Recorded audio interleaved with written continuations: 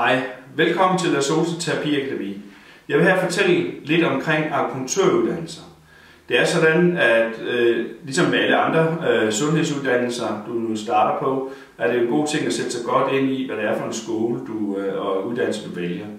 Ved akupunktøruddannelser er det måske ekstra vigtigt, fordi de er relativt lange, og fordi man også binder dermed mange penge i det, fordi de fleste er som regel egenfinansieret. I Danmark findes der to store organisationer. Den ene kaldes for DA, som står for Danske Akupunktører, og den anden kaldes for PA, og står for Praktiserende Akupunktører. De her to organisationer er dem, man normalvis melder sig ind i, når man er færdig som akupunktør. De sørger selvfølgelig for, at akupunkturen står bedst muligt i Danmark, og ligesom forsøger på at få faget anerkendt som rent politisk. Både DA og PA har meldt sig ind i det, der hedder ETCMA, og det er en europæisk organisation af af faglig karakter inden for kinesisk medicin. Det vil sige, det er foreninger i hele Europa, der er gået sammen i en europæisk sammenslutning. Det gør selvfølgelig, at DA og PA de står endnu bedre, også herhjemme.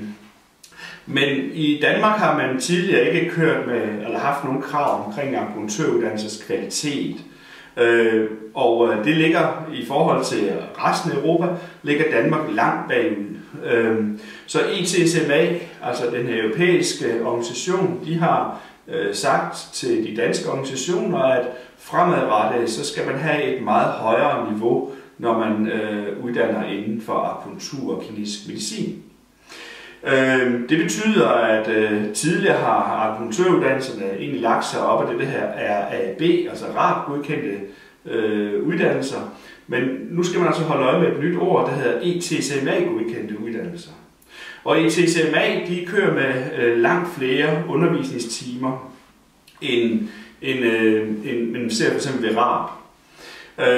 For det første så er det ETCMA-krav, det er, at man har 3600 timer kinesisk medicin. En tredjedel af dem, det vil sige de 1200, det er kontakttimer. Og kontakttimer, det betyder, at man i reglen ikke kan tage det på nettet. Man er altså nødt til at være face to face, fordi man mener, at selve det at skulle give akupunktur er selvfølgelig vigtigt, at man kan blive rettet, at punkterne sidder rigtigt, at man kan se, at man kan behandle på den rigtige måde og sådan noget. Så der er nogle ganske få ting, hvor man kan tage noget af sin uddannelse online. Men i reglen er der altså de 1200 timer, som er kontakttimer. De andre 2400 timer, det er forberedelsestid.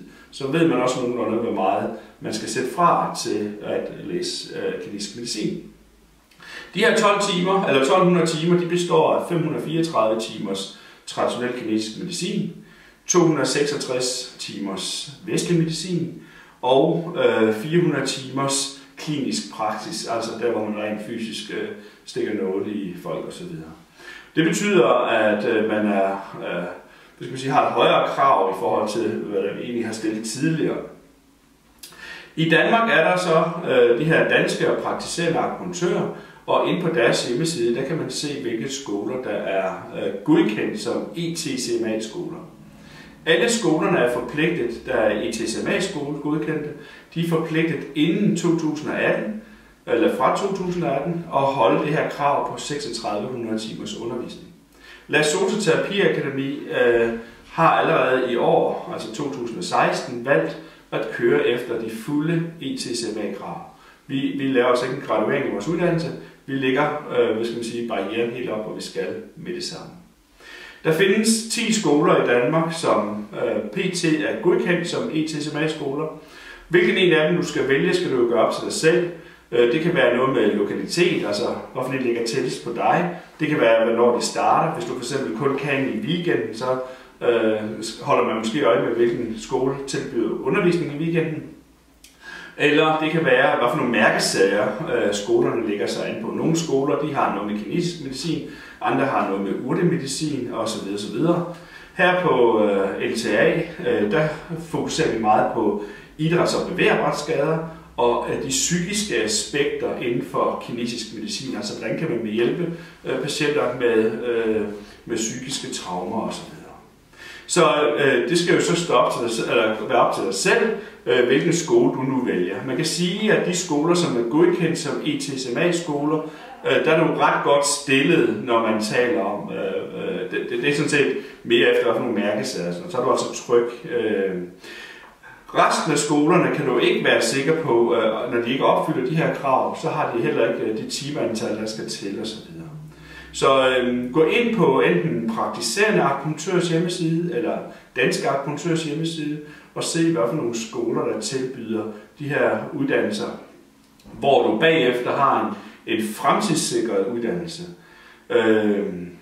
Og jeg håber selvfølgelig, at vi ser dig på en af akupunkturuddannelserne, enten i København, eller i Fredericia, eller i Nordjylland, hvor vi tilbyder vores akupunkturuddannelse. Hej.